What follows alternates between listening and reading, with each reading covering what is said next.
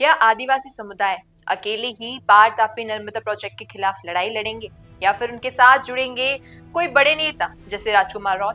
आज इसी पर करेंगे हम चर्चा इस वीडियो में। नमस्कार, आप देख रहे हैं द फैक्ट इंडिया, मैं हूं अंकिता। दरअसल गुजरात के वलसाड जिले के धरमपुर में गुरुवार को एक बहुत बड़ी रैली हुई। बांध हटाओ समिति के नेतृत्व में हुई इस रैली में उमरगाम से लेकर अंबाजी तक के आदिवासी इलाकों से लोग भारी संख्या में पहुंचे। इस रैली में वासंदा विधायक अनंत पटेल, कांग्रेस नेता अमित चावड़ा और कई स्थानीय चेहरे भी शामिल हुए और माहौल इतना तगड़ा था कि किसी अप्रिय घटना से बचने के लिए सुबह से ही भारी पुलिस बल तैनात करना पड़ा।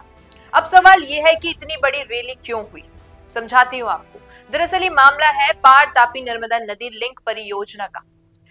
लेकिन जो इस प्रोजेक्ट की बात है वो ये है कि इस प्रोजेक्ट में 9 बड़े बांध बनने वाले हैं, जैसे जरी बांध महाराष्ट्र गुजरात बॉर्डर पर जहां 7 गांव प्रभावित होंगे, मोहना कवचड़ी बांध धरमपुर में जिससे करीबन 12 गांव प्रभावित होंगे और तमाम ऐसे कई बांध हैं।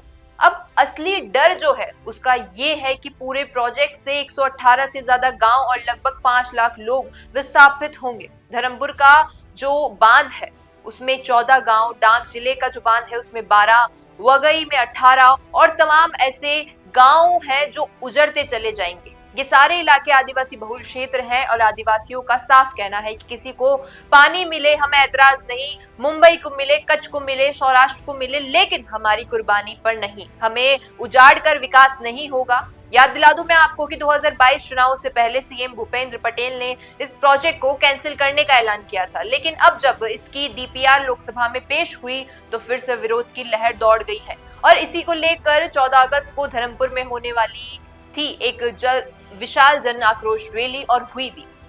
अब यहाँ से कहानी सिर्फ विकास और विस्थापन की नहीं होती है, ये जाति में पॉलिटिक्स। वासंदा विधायक अनंत पटेल गांव-गांव जाकर लोगों को समझा रहे हैं कि ये प्रोजेक्ट लाखों आदिवासियों का जो घर है वो उजाड़ देगा। उन्होंने याचिका भी दी और साफ कहा कि हम ये प्रोजेक्ट नहीं चाहते, लेकिन सबसे बड़े सवाल ये है कि क्या ये आंदोलन सिर्फ कांग्रेस तक सीमित रहेगा? क्या आदिवासी नेताओं को इस लड़ाई में अकेले रहना पड़ेगा? और फिर जो एक और प्रश्न है वो ये है कि रोज जैसे बड़े आदिवासी चेहरे, हालांकि ये बात अलग है कि वो राजस्थान से हैं और वो गुजरात से, लेकिन क्या आदिवासियों के हित के लिए रोत आवाज उठाएंगे? अब आपको क्या लगता है? कमेंट्स में अपनी राय जरूर दीजिएगा। वीडियो पसंद आया हो तो इसे लाइक करना, शेयर करना और हमारे चैनल द फैक्ट इंडिया को सब्सक्राइब करना ना भूलें। धन्यवाद।